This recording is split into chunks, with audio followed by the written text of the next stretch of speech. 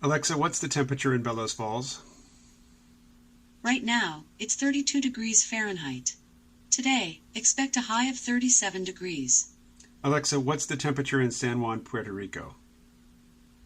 Right now, in San Juan, Puerto Rico, it's 83 degrees Fahrenheit.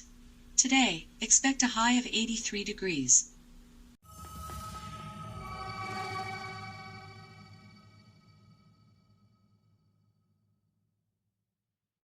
Hey everybody. New email dispatch. This is my honesty shirt. You're not getting the honesty view, which is down here. Today, Peter Zeihan blasted out an email update. He's got a book coming out. He's anxious to remind us. And also, basically, the Philippines is kicking the U.S. military out. And according to Peter Zeihan, it's not suspected. It's simply assumed that this is at the behest of China. But, says Zeihan, China's not going to get much out of it, and they're certainly not going to get more out of it than it's going to cost them, and here's why.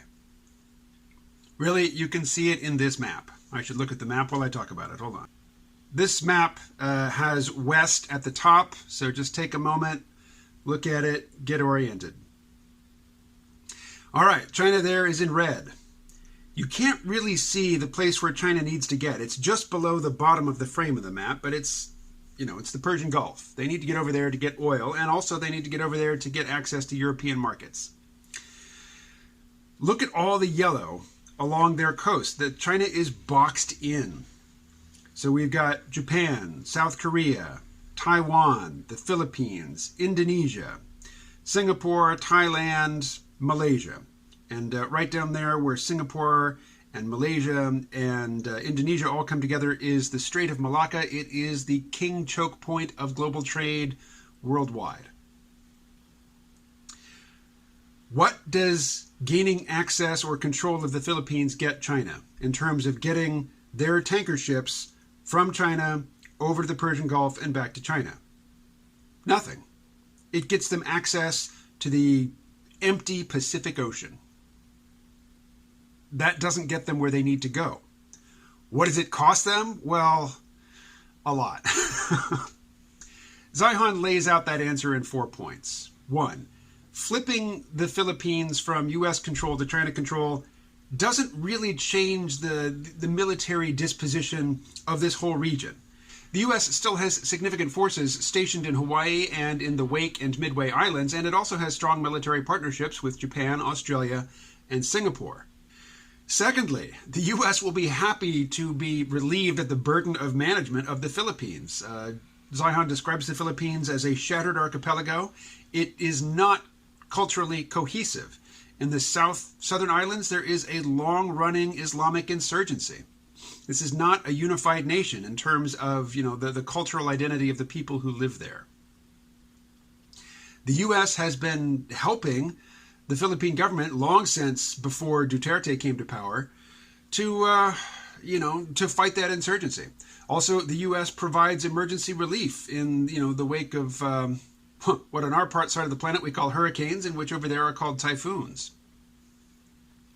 China, you're welcome to that. Those jobs, we are happy to lay them down or pass them to you. Enjoy. And really, I blended 2 and 3 together. The U.S., to follow along with Zeihan's, larger geopolitical scenario, the U.S., because of the abundance of fossil fuels that we're getting out of the ground now with that hated fracking, it does produce a lot of oil and natural gas. The United States no longer needs to spend enormous amounts of money and blood and energy to control the sources of energy outside of our borders. And so the U.S. is pulling back, and also there's no Soviet Union to contain, and Russia is not about to invade us. So the U.S. is pulling back from its global management duties in Europe, in the Middle East, and in parts of the Pacific. Again, look at where the Philippines is. It is not a strategic choke point.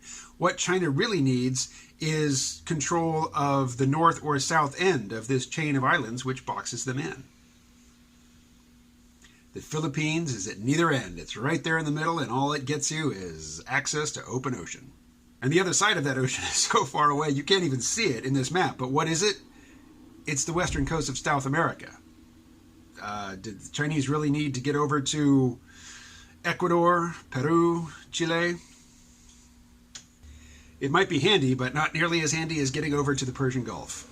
So basically, the U.S. is passing some of the costs of the burden of global management over to China, and enjoy. Item number 3, again, Islamic insurgency. Item number 4, this odious character. You know, Donald Trump seemingly doesn't have any moral qualms about getting buddy-buddy with thuggish dictators. But most other presidents do, and, you know, the Obama administration really had to hold their nose to not denounce Rodrigo Duterte as the thug that he is, the murderous thug. He openly brags of having personally murdered people. Fuck that guy. China, you are welcome to him. So, in essence, China has just finagled their way into management of one of the U.S.'s many white elephants. It eats a lot of hay and peanuts. Enjoy. All right, and a final announcement. You may have noticed, you probably didn't notice, but you may have noticed. There was no advertisement at the beginning of this video. You know, if you study how to make money on YouTube, just about everybody who is proffering advice will tell you, don't count on the income from AdSense. It will be a minor part of what you earn creating content for YouTube. And it's so true. I mean, Google doesn't pay out until you have $100 on account, and then they don't pay out everything. You know, they pay out the minimum required. So it doesn't affect my lifestyle whatsoever to once in a blue moon get a check or, you know, a bank deposit for $100 from Google. And, you know, I feel kind of crappy about maybe throwing up a 3-minute blog sometime and expecting you to sit through a 30-second commercial to get to it. So forget it. I mean, I make money from the podcast and the comic strip. I'm not going to try to, you know, squeeze the viewers, you, the viewer, for a few pennies. And, it, you know, you watching that 30-second ad makes way less than a penny for me. So forget that. That is nonsense. Now, if I do a scripted video with lots of editing and it catches fire and, you know, starts getting a lot of views, sure, I'll monetize it. But not these, you know, just me sitting in front of the phone and talking to you. If you want to support me, you can do it on Patreon. $1 a month would be appreciated. And for $7 a month, you get access to the Sea Realm Vault podcast, which is me doing this for an hour. Or, you know, engaging in conversation with a smart person. That happens too. All right, well, I am exactly 1 week out from my departure. And damn it, my body is just falling apart. I went to the gym the day before yesterday, and I did legs. And yesterday, my right knee was kind of hurting. Now, I've had surgery on my right knee a couple times earlier in life. It's a problem. But it hasn't really been a problem for a couple of decades. And yesterday I got up and it was kind of hurting, and I was, for reasons I won't go into, I had to walk from here down into the middle of town, pick up a lot of video equipment, and carry it back up the hill to the TV station. And by the time I got back to my apartment, my knee was really complaining. And then I iced it a couple times yesterday, but then I thought, I wonder, because I remembered, you know, back when I was really having trouble with my knee, I had to go to the doctor from time to time. This was in the 20th century when going to the doctor didn't mean, you know, an extra mortgage on the house. Not that I have a house to mortgage. But there were a few times when I had to go to the doctor and they had to stick a big needle into my knee and let a whole lot of fluid drain out. And I was wondering, oh, is my knee swollen? And I pull up my pant leg and yeah, it was really swollen. So I iced it a couple times. I slept with it elevated, iced it again this morning, and the swelling has gone down. Hopefully there'll be no need for needles. But, you know, in a week's time, I'm going to be doing a lot of walking.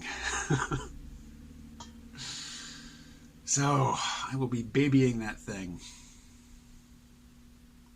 Somebody posted a comment a few weeks back when I said, you know, I wasn't going to the gym because I had pain in my wrists and elbows.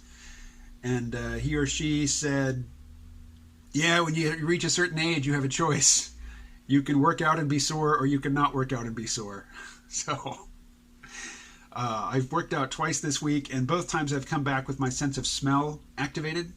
I go long, long periods with no sense of smell. So exercise is good. And if I'm going to hurt either way, then I'm going to get the benefits of exercise and hurt.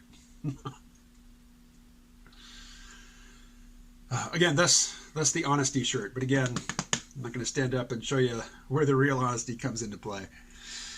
Although there'll be no denying it next week on the beach. Talk to you later.